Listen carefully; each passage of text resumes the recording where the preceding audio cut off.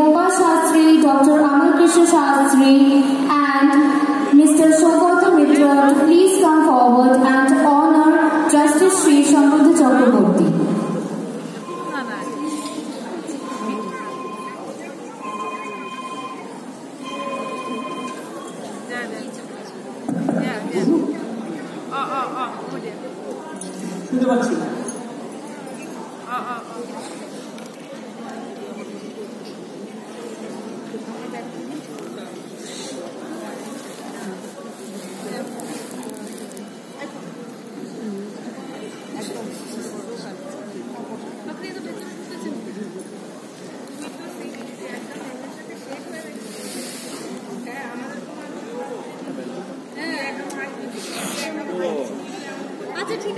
Dr. Ramkrishna Shastri, Srimati Gopal Shastri, Dr. Shogata Mitra and Dr. Amal Krishna Shastri are now honoring Justice Sri Sambhuddha Chakraborty from High Court, Calcutta.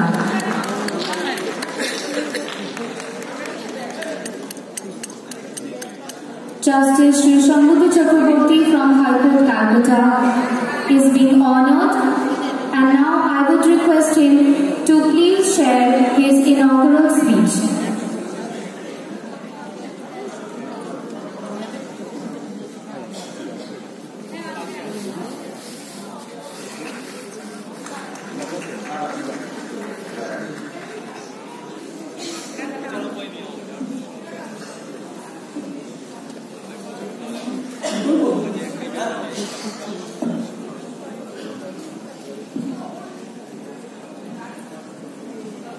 নমস্কার। এখানে বিদেশ থেকে সমাগত অনেকে আছে, যার ফলে আমার পক্ষে ইংরেজিতে আমার ছোট্ট ভাষণটি পাঠ করাই সুবিধে। আমি ইচ্ছে মতন কিছু কিছু সময় নিশ্চয়ই আমি বাংলাতেও বলব। The Honorable Chairman of the Indian Institute of Oriental Heritage, Professor Bhattacharya, the special guests, the dignitaries, the delegates, the distinguished members honored off the stage, ladies and gentlemen. It has been a very proud privilege for me, and I feel greatly honored to be the chief guest of the 45th Annual International Conference of the Indian Institute of Oriental Heritage. There is a custom amongst the keynote speakers or those chairing a session of an august assembly such as this to express their unworthiness for the job they have been selected.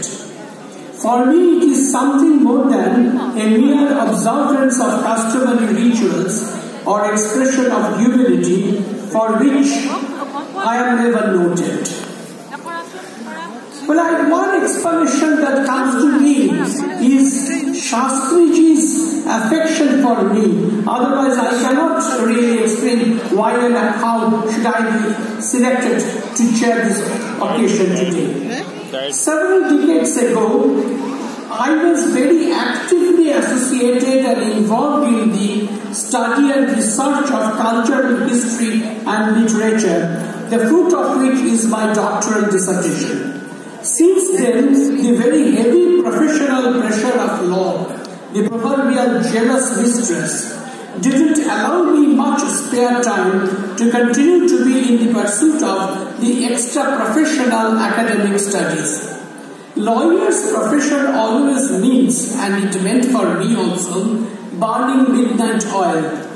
After my elevation to the honorable bench came the burden of judiciary, the requirement of disposing of large number of cases, writing them, which kept me consigned to a very different compartment of studies. The preoccupation is still continuing.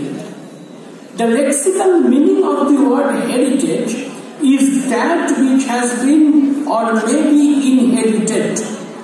Thus, it has a very close and proximate nexus with the word inheritance. The chief purpose of this institute, as the very name suggests, is to preserve, maintenance and upholding the heritage of India and other parts of the globe, which have come to be known as the Orient by the Westerners as against the Occident. This institute, founded in the year 1975, has been holding annual conference since 1978.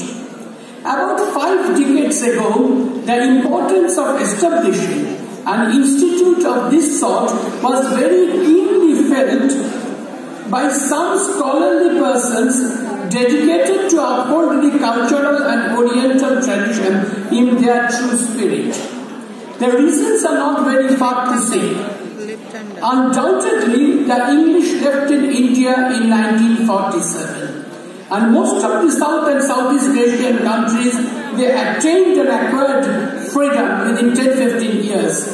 But unfortunately, the tradition of viewing and interpreting the traditional learning in general and the history and civilization of India in particular through the Western lens continued, and at times with greater zeal. The tradition grown over for about 2 centuries to glorify the West and the undermining our very own tradition was a very negative effect of the foreign rule. The sword of the mighty British was followed by the introduction of a foreign curriculum and clever imposition of Western values, ethics and culture. The proud claim of Lord Macaulay in the 1830s that the entire Eastern scholarship was what the shelf of books of England of West gave them a sense of superiority amongst the white men that was tenaciously pursued by the ruling class in every sphere of culture. With time, the political changes in different countries introduced us to a newer idea and ideologies, which we were quick to accept as a tool to understand and interpret the history and culture. The political patronage that these scholars and self-styled interpreters of history and culture had received is shockingly unbelievable.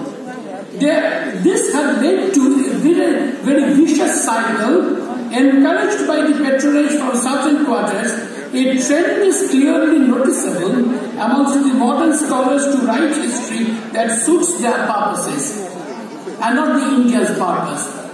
In the end, what we get is that the Indian tradition and history, everything that stood for our culture, was systematically replaced by a very different cultural mode, which have been unjustly glorified.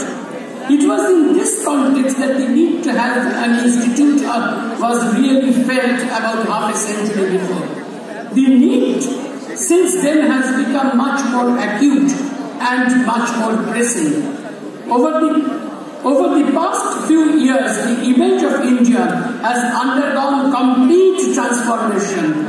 She is no longer the same India which can be belittled, which can be looked down upon anymore by the erstwhile rulers or their brethren, cherishing an equable state of mind. সে ভারতবর্ষ আর নেই আজকে।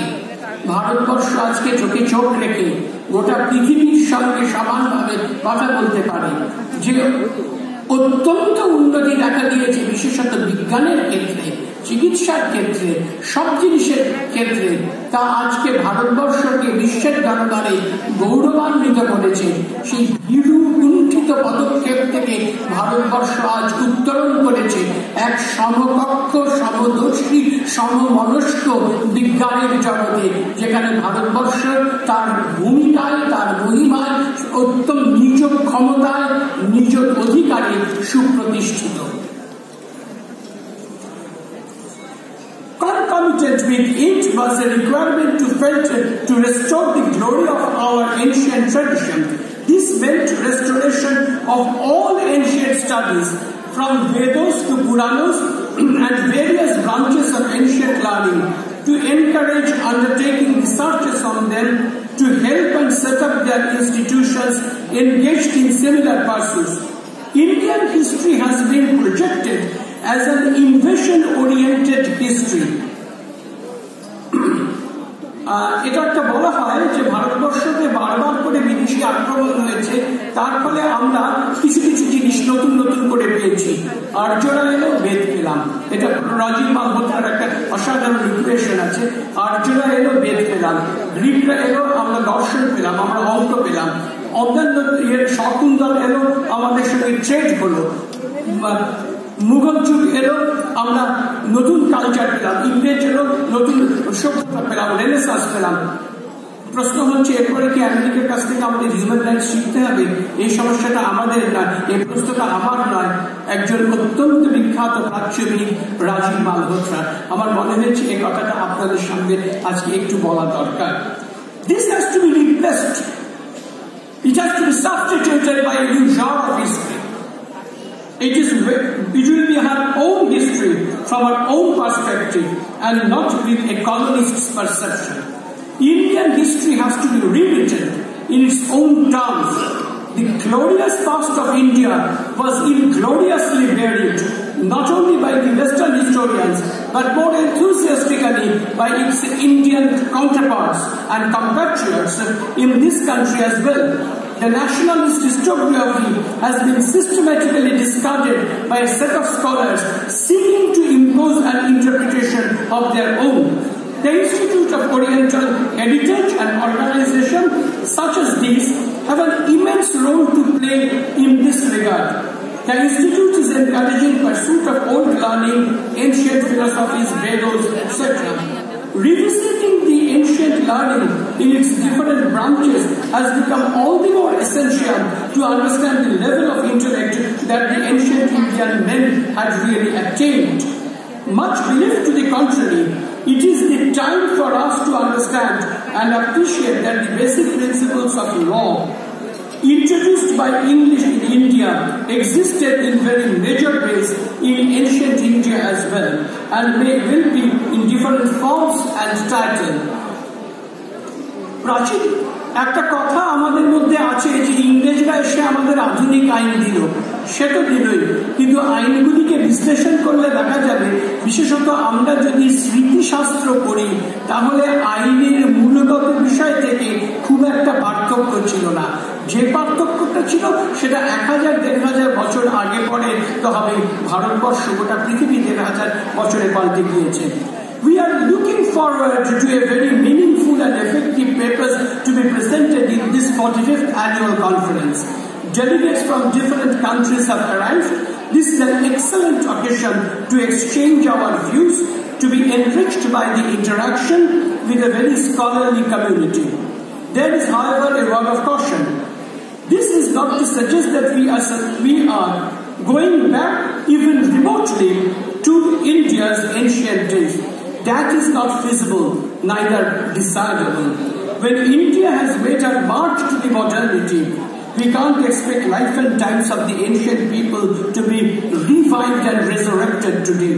But every attempt should be made to understand the Indian history and culture as they were, and to save it from the ignominy put on them by the centuries of committed interpretation. We have to find out the systemic suppression, alteration, distortion of India's past to get the facts correct, and to make every endeavor to write a history which will be our very own history and not the history to be imposed on us. I look forward to an effective, meaningful annual conference where views will be expressed and exchanged. This in turn will make a lasting contribution to achieve the goal of the Institute and furthering our understanding of the Oriental heritage. Thank you. Thank you so much, sir. And that was indeed a motivating and extremely informative speech that you gave. A big round of applause for Dr. Shambudho Chakraborty from High Court, Calcutta.